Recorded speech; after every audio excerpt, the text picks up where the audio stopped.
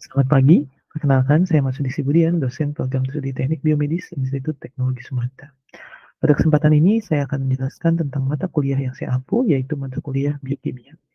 Video ini dibuat untuk memenuhi salah satu persyaratan sertifikasi dosen tahun 2004, yaitu penyataan diri dosen dalam wujud kerja Tridharma Perguruan Tinggi, khususnya dalam aspek pengajaran. Saya akan mulai dengan deskripsi dan informasi umum dari mata kuliah biokimia. Mata kuliah biokimia merupakan mata kuliah wajib di program studi teknik biomedis. Mata kuliah ini memiliki bobot 2 SKS, adapun capaian pembelajaran lulusan S1 Teknik Biomedis yang dibebankan pada mata kuliah ini adalah capaian pembelajaran lulusan dari aspek pengetahuan, yaitu menguasai konsep teoritis sains alam, anatomi, dan fisiologi manusia, biokimia, biofisika, aplikasi matematika rekayasa, prinsip-prinsip rekayasa, sains rekayasa, dan perancangan rekayasa yang diperlukan untuk analisis dan perancangan sistem, produk, atau komponen terkait dengan aplikasi teknik biomedis. Adapun capaian pembelajaran mata kuliah dari mata kuliah biokimia adalah mampu memahami konsep dasar sel, mampu memahami termodinamika dalam sel dan transportasi melalui membran, mampu memahami struktur dan fungsi makromolekul, karbohidrat, protein, lipid, dan asam nukleat, dan terakhir mampu memahami metabolisme jaringan dan organ. Mata kuliah biokimia akan membahas tentang reaksi-reaksi kimia pada makhluk hidup yang meliputi materi tentang sel, termodinamika, struktur dan fungsi makromolekul, membran sel, biosinyal, bioenergetika, dan metabolisme. Perkuliahan mata kuliah biokimia akan dilakukan menggunakan metode sinkronus dan asinkronus. Perkuliahan sinkronus dilakukan secara tatap muka langsung di kelas ataupun secara daring menggunakan perangkat web conference berupa Zoom ataupun Google Meet. Sedangkan perkuliahan asinkronus akan dilakukan melalui interaksi menggunakan platform Google Classroom. Penilaian mata kuliah ini meliputi beberapa aspek, yaitu ujian tengah semester, ujian semester, tugas atau kuis, keaktifan dalam diskusi, dan aspek kehadiran. Dengan bobot persentase masing-masing aspeknya tertera di layar. Dari aspek-aspek tersebut akan diperoleh nilai akhir, dan nilai akhir tersebut akan dikonversi menjadi nilai mutu sesuai pada tabel kategori penilaian yang tampak di layar. Adapun referensi yang digunakan pada mata kuliah biokimia ini utamanya ada 3. Yang pertama adalah buku Technical Principle of Biochemistry, lalu ada buku Fundamental of Biochemistry, Life at Modern Molecular Level, lalu ada buku Basic Medical Biochemistry Second Edition. Demikian informasi yang bisa saya sampaikan untuk mata kuliah biokimia program studi teknik biomedis ITERA. Berikutnya merupakan cuplikan proses pembelajaran yang dilaksanakan secara sinkronus daring menggunakan platform Google Meet. Terima kasih. Selamat menyaksikan. Pertemuan ketiga itu ada yang tahu tentang apa? Kayaknya saya udah ngasih tahu kemarin. Ada yang sudah mempelajari gitu bahannya? Ada nggak? Belum, Pak. Belum. Tentang apa minggu ini? Kita belajar apa ini sekarang nih? Tentang asam amino bukan, Pak? Betul. Asam amino dan protein. Jadi sebelum kita masuk sini, kita review dulu materi sebelumnya. Karena memang semuanya tuh berkaitan. Kalau protein, ada yang ingat asam aminonya disusun di mana sebelum jadi protein? Di organel mana? Di jaringan ikat bukan, Pak? Bukan. Ribosom bukan, Pak? Nah, betul, ribosom. Terus selain itu juga, di sel itu kita belajar membran sel kan. Membran sel itu memang utamanya tersusun atau terdiri dari fosfolipid. Ya kan? Tapi selain fosfolipid, membran sel itu juga ada karbohidratnya, ada proteinnya. Nah, dan protein ini berperan penting di membran sel untuk kegiatan transport salah satunya. Selanjutnya kita ngomongin termodinamika. Itu yang mau menanya dulu. Kan kita tahu ya, ada reaksi spontan gitu ya. Ada reaksi yang memang terjadi gitu, dan semua reaksi itu biasanya yang spontan itu energinya turun gitu kan ya. Dia eksergonik. Dia dari energi tinggi jadi energi rendah. Nah, Kira-kira ada yang tahu nggak sih kenapa sih sebenarnya reaksi itu terjadi? Ada yang punya ide? Ayo. Menjawab. Ya, gimana? Itu adanya tumpukan-tumpukan partikel ya, Pak? Ya, dia memang bereaksi. Jadi yang namanya reaksi kimia itu terjadi karena adanya tumbukan partikel. Nah, tapi sebenarnya pertanyaan saya adalah kenapa sih gitu? Kenapa dia harus bereaksi gitu? Ini Izin tahu? menjawab lagi, Pak. Boleh, silakan apa? Nggak apa-apa salah kan, Pak? Nggak apa-apa, santai aja. Itu kan dia itu biasanya ada zat-zat yang saling membutuhkan sehingga dia bisa saling bertumbukan gitu, Pak. Bukan ke situ lagi, bukan ke situ lagi. Ada lagi yang mau coba? Tadi saya lupa mute yang ini. Ada lagi? Nggak ada? Jadi memang reaksi itu terjadi karena memang semua senyawa dan molekul-molekul ini tuh dia pengen lebih stabil. Lebih stabilnya ini dalam artian biasanya dalam termodinamika suatu senyawa yang memiliki energi lebih rendah itu lebih stabil dibandingkan yang memiliki energi lebih tinggi. Nah, ini nanti ada kaitannya sama protein. Kenapa dia bisa ngelipet tiba-tiba? Gitu. Sama itu juga kaitannya sama termodinamika. Kenapa dia bisa tadinya untayan asam amino, terus bisa jadi ngelipet 3 dimensi. Nah, itu termodinamika sebenarnya. Makanya nanti ada bisa disimulasikan gimana cara melipat untayan asam amino menjadi protein. Terus materi sebelumnya juga kita ngebahas tentang air. Tentang air, nah ini juga sangat berperan. Karena air itu kan semua reaksi terjadi pada hampir semua reaksi di tubuh itu mediumnya air.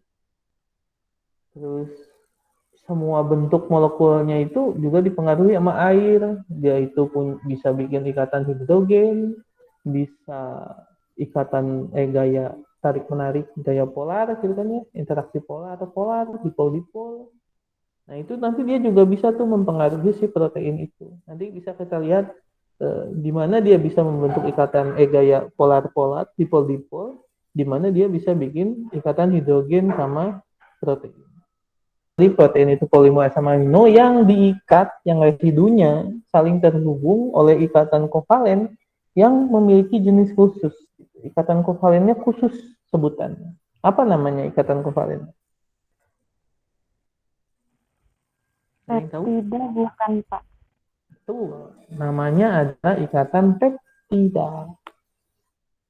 Jadi dia semua tulang atau tulang punggung atau inti pengikat inti dari protein itu ikatan peptida.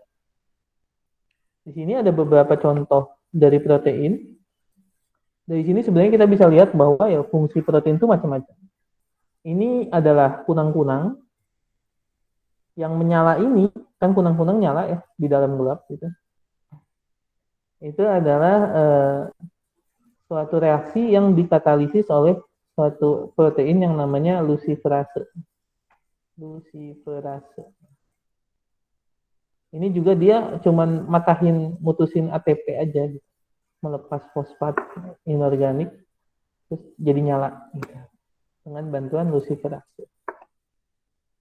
Kunang-kunang ini jelas biasa ya, hemoglobin. Gunanya apa hemoglobin? Mengikat oksigen bukan, Pak? Ya, dia untuk transportasi oksigen di dalam darah. Nah, di sini juga ada nih. Ini culanya badak. Yang asli kan ada gambar badaknya kan? Nah, ini asli. Ini juga dari protein. Ini sama nih sama kuku kita. Kuku kita juga protein. Nah, ini asam amino, monomer atau satuan terkecil, unit terkecil dari protein, penyusun protein. Asam amino itu punya struktur umum, kecuali prolin dia bilang, karena prolin nanti di sininya nyambung, jadi kita abaikan dulu saja kecualinya. Tapi struktur umumnya kayak gini. Ada gugus karboksil, COOmin, ada gugus amin, Sama dia punya yang namanya rantai samping R. Jadi rantai samping R ini artinya biasanya R itu disimbolkan untuk sesuatu yang bisa apa aja, bermacam-macam, terserah mau diisi apa terserah. Tapi asam amino R-nya ini ada yang umum ada 20 jenis. Ini adalah asam amino penyusun protein tubuh kita. Jadi utamanya ada 20, walaupun ada jenis-jenis lainnya, tapi jenis lainnya itu biasanya hanya berupa turunan dari 20 ini. Dan ini bisa dikelompokkan berdasarkan sifat. Ini dia bilang non-polar, hidrofobik. Otomatis dia kalau ketemu air kan tidak bereaksi ya. Dia ya sesamanya lah, dia mungkin dia bikin van der Waals, misalkan leucin ketemu leucin ya bikin dia van der Waals. Di sini ada juga asam amino yang termasuk positively charged R group. Jadi gugus sampingnya si R-nya ini, gugus sampingnya itu punya muatan positif. Nah, ini NH3+, NH2+. Ini mana ini? Ini harusnya di N ini sih. Kan semuanya punya plus. Iya, dia punya plus tapi dia punya minus. Jadi ini diabaikan saja. Kita lagi ngomongin rantai sampingnya. Dari yang umum tadi. Di luar yang umum tadi. Terus otomatis kan dia jadi lebih positif dibanding yang lain. Karena dia punya positif lain gitu. Ada juga yang sifatnya polar. Di sini dia punya OH. Otomatis dia bisa bikin ikatan hidrogen dengan air. Ikatan hidrogen. Ini ada treonin, ada sistein. Sistein ini SH. Yang tadi ada gugus tiol. Ini ada asparagin. Ini juga polar. Dan ada glutamin. Serin, treonin, sistein, asparagin, glutamin. Ada juga yang punya muatan negatif. Jadi kalau ada yang positif, ada yang negatif. Nah, jadi selain mereka nih bisa bikin bisa bikin ikatan hidrogen sama H2O, mereka juga bisa interaksi satu sama lain. Interaksi ionik, interaksi elektrostatik antara ion positif dan ion negatif. Di sini ada aspartat dan glutamat. Kalau kalian perhatiin sebenarnya aspartat ini bisa mirip dengan ini. Cuman OH-nya diganti NH2. Glutamat ini sama dengan glutamin, tapi OH-nya diganti NH2. Tapi kalian tidak perlu menghafal ini. Cuman kalian cukup memahami ada beberapa jenisnya, dan rantai samping itu mempengaruhi sifatnya, dan mungkin itu akan mempengaruhi interaksinya dia nanti ketika membentuk protein. Ini adalah asam amino lainnya selain 20 yang tadi. Jadi bisa kita lihat di sini ada hidroksiprolin. Jadi dia turunan dari prolin. Ini ada 5 hidroksilisin, dia turunan dari lisin. Ini struktur protein secara umum. Ini yang tadi sudah kita bahas, struktur primer. Nanti struktur primer akan membentuk sekunder, sekunder membentuk tersier, tersier membentuk kuaterner. Nah, nanti si struktur primer tadi bisa membentuk struktur sekunder. Ini ada 3 bentuk umum struktur sekunder. Jadi ada bentuk lain, tapi yang paling umum adalah 3 ini. Yang pertama itu alpha helix, yang ini alpha. Ini beta sheet. Ini beta turn.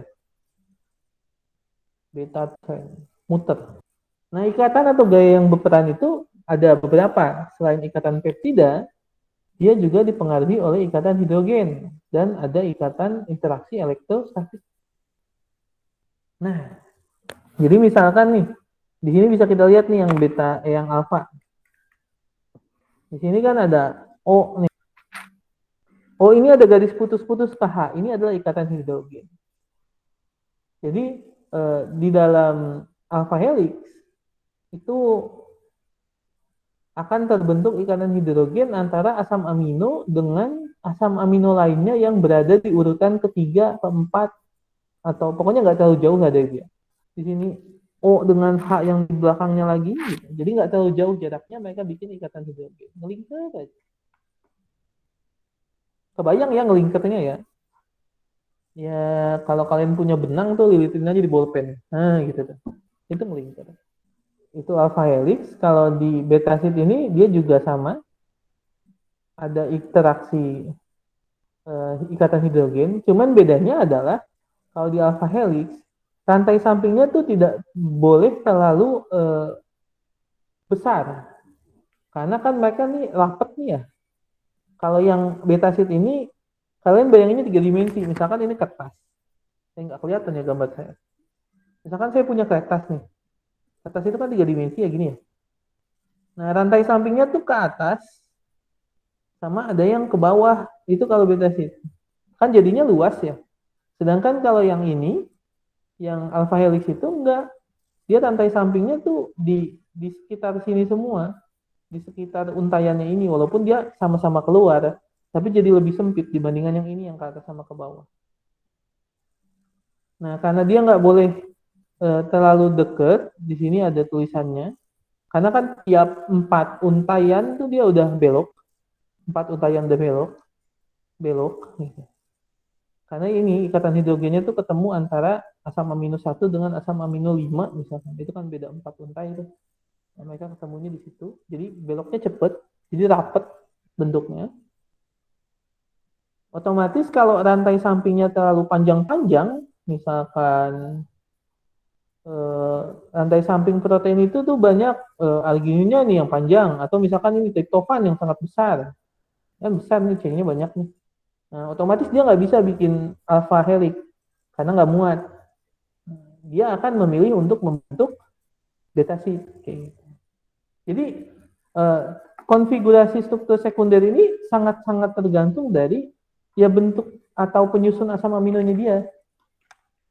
Dipengaruhi oleh rantai sampingnya. Kalau nggak muat dia nggak akan gitu. Nanti sebenarnya ada ada sebenarnya perhitungan untuk menentukan itu muat apa nggak muat. Ada plotnya namanya Ramachandran plot, cuman kita nggak akan belajar itu. Jadi ini sebenarnya ada hubungannya sama si termodinamika tadi, penemunya Linus Pauling. Dia menggambarkan model ini itu dengan memperhitungkan termodinamikanya. Jadi kira-kira konfigurasi seperti apa yang secara termodinamika itu akan lebih menguntungkan, lebih rendah energinya, yang memaksimumkan interaksi antar seluruh atom yang ada di sini. Nah, didapatkanlah bentuk ya ini alpha helix dan beta sheet. Dan ternyata setelah diuji betul, ternyata modelnya memang alpha helix dan beta sheet. Jadi ini bentuk-bentuk yang memang secara termodinamika itu energinya rendah dan memaksimumkan gaya tarik-menarik antar penyusunnya. Nah, sekarang kita masuk struktur tersier. Struktur tersier ini ya struktur sekunder yang berinteraksi dengan struktur sekunder lainnya, gitu kan ya. Nah, secara umum bisa dibagi jadi 2, yaitu globular dan fibrous. Ini sesuai namanya. Bentuknya itu bulat kalau globular, sedangkan fibrous ini bentuknya helai, lembaran gitu. Memanjang gitu. Nah, secara penyusun yang bentuknya globular ini lebih bermacam-macam, sedangkan kalau fibrous ini biasanya melibatkan satu jenis struktur sekunder. Jadi kalau dia itu bentuknya alpha helix, maka alpha helix semua gitu. Mungkin nanti ada sedikit-sedikit beta tren atau apa, tapi mungkin tidak melibatkan beta sheet. Sedangkan yang globular di sini ini adalah beta sheet. Ini fibrous, yang ini adalah globular. Bisa kita lihat bahwa ini bentuknya lebih berantakan daripada yang samping gitu. Lebih abstrak ya daripada yang samping. Yang sampingnya cuma lurus aja ke atas. Nah, ternyata mereka ini juga berbeda secara fungsi. Yang ini dia itu lebih banyak berfungsi sebagai regulator atau enzim. Jadi enzim itu bentuknya rata-rata bulat atau yang ngegumpal gitulah. Sedangkan yang fibrous ini rata-rata menjadi berperan dalam struktural atau pemberi bentuk. Nah, di sini ada video tentang bagaimana sih sebenarnya protein itu melipat.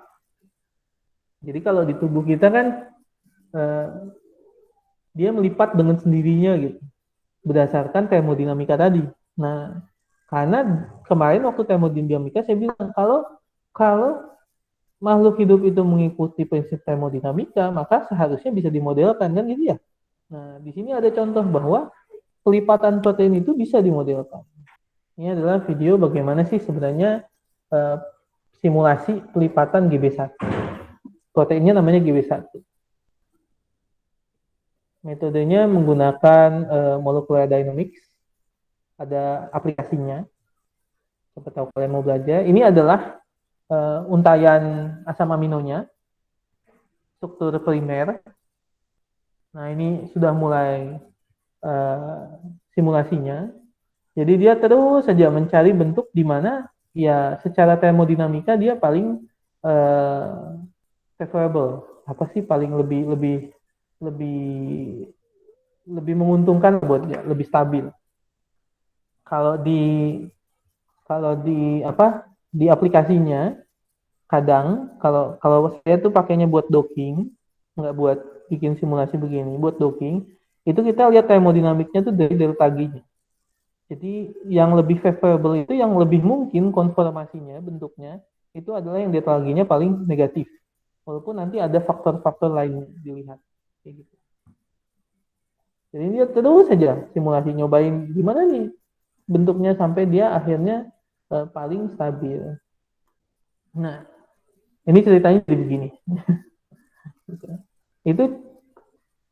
itu sebenarnya mungkin kalau di dalam sel tidak sepusing itu ya. Maksudnya ini kan nyari ya. Kalau sel kan ya otomatis dia nggak nyari, dia langsung ngelipet aja gitu, ngikutin termodinamika gitu kan, spontan kan gitu. Dia langsung melipet, langsung jadi.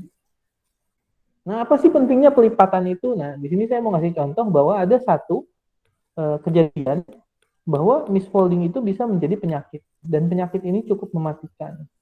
Kalau kalian pernah tahu gitu di Papua Nugini, ini dulu sempat marak.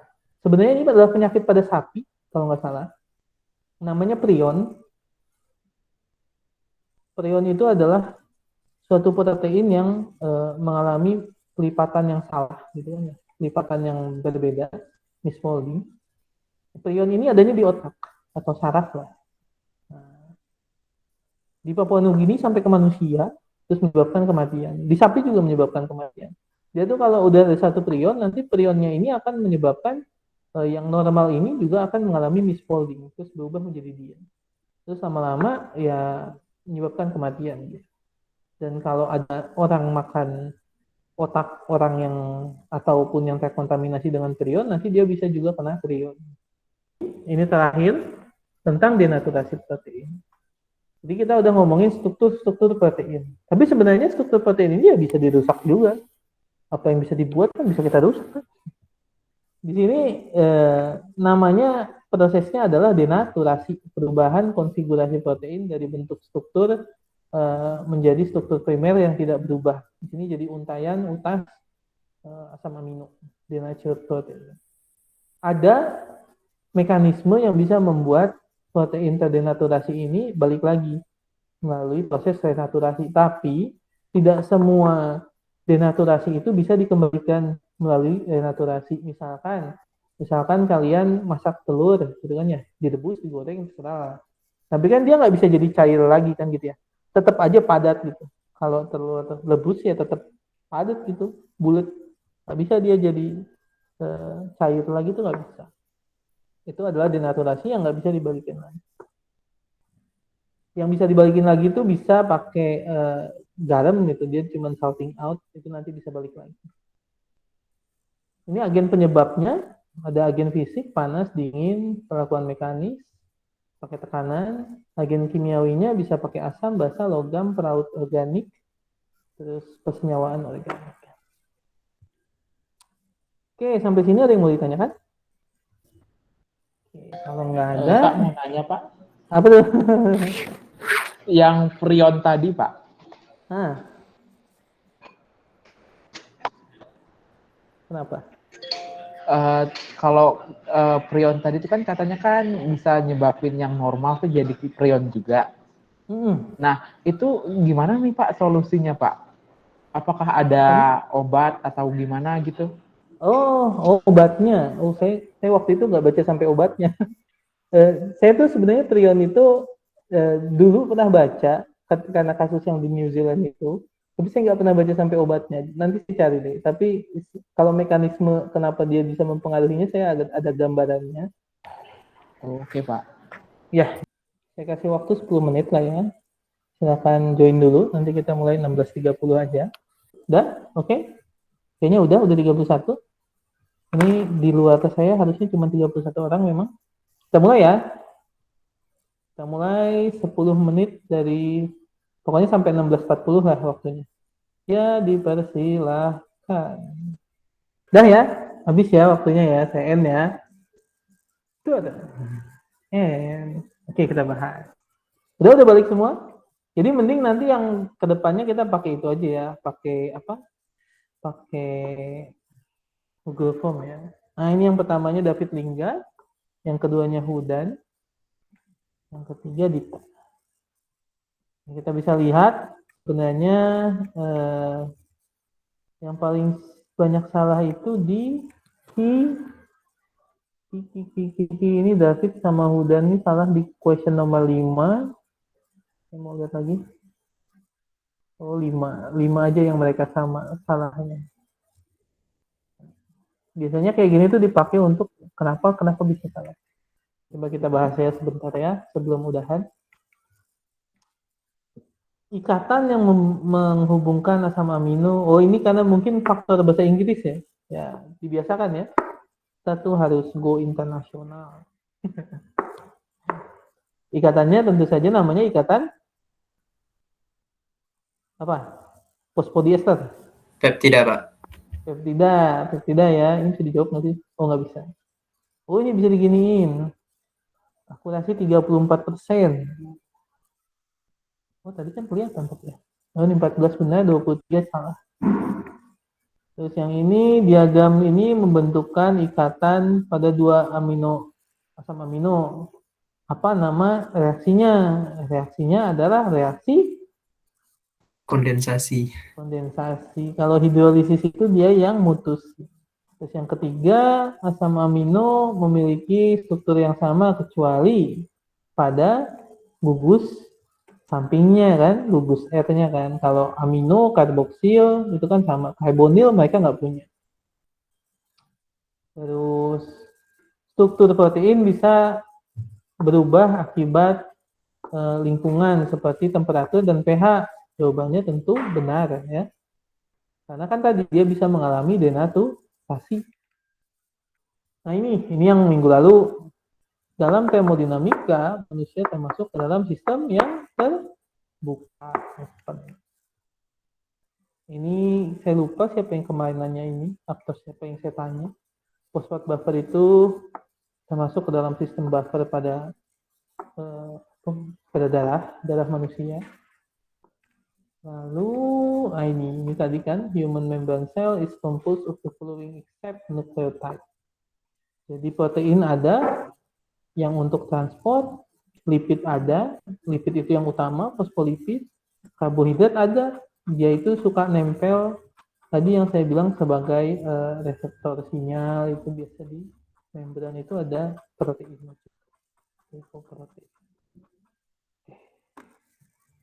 Ada pertanyaan sampai sini? Ada yang mau ditanyakan? Ada yang mau disampaikan? Ada kan? Ada pertanyaan? Ini ada yang ngetik nanti kapan? Oh, ya itu sama. Itu juga masalah koneksi kalau pakai itu. Oke. Kalau nggak ada pertanyaan, saya cukupkan sampai sini. Terima kasih. Terima kasih, Pak.